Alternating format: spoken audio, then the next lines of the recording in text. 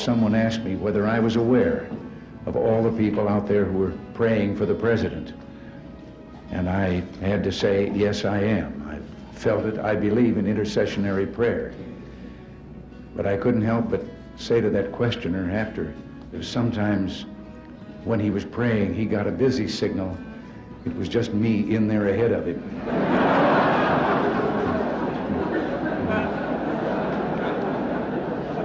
I think I understand how Abraham Lincoln felt when he said, I have been driven many times to my knees by the overwhelming conviction that I had nowhere else to go.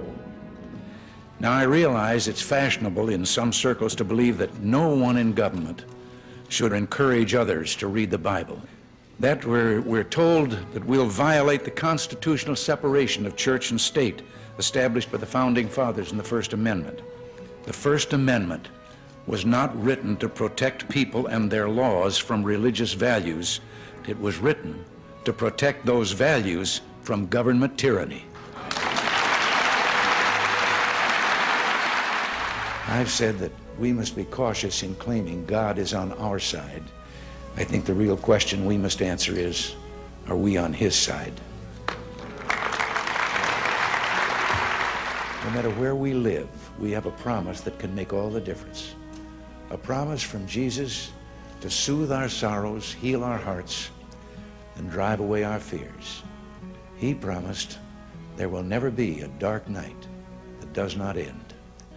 Our weeping may endure for a night, but joy cometh in the morning. He promised if our hearts are true, His love will be as sure as sunlight. And by dying for us, Jesus showed how far our love should be ready to go. All the way. For God so loved the world that He gave His only begotten Son, that whosoever believeth in Him should not perish but have everlasting life. We all can recite. Americans yearn to explore life's deepest truths, and to say their entertainment, or their idea of entertainment, is sex and violence and crime, is an insult to their goodness and intelligence. We are people who believe love can triumph over hate, creativity over destruction, and hope over despair. And that's why so many millions hunger for God's good news. I've always believed that we were, each of us, put here for a reason, that there is a plan, somehow a divine plan for all of us. I know now that whatever days are left to me belong to Him. I also believe this blessed land was set apart in a very special way. Our forebears came not for gold, but mainly in search of God and the freedom to worship in their own way. We've been a free people living under the law with faith in our Maker and in our future.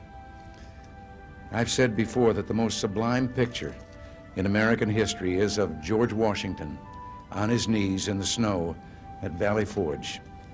That image personifies a people who know that it's not enough to depend on our own courage and goodness. We must also seek help from God, our Father and Preserver.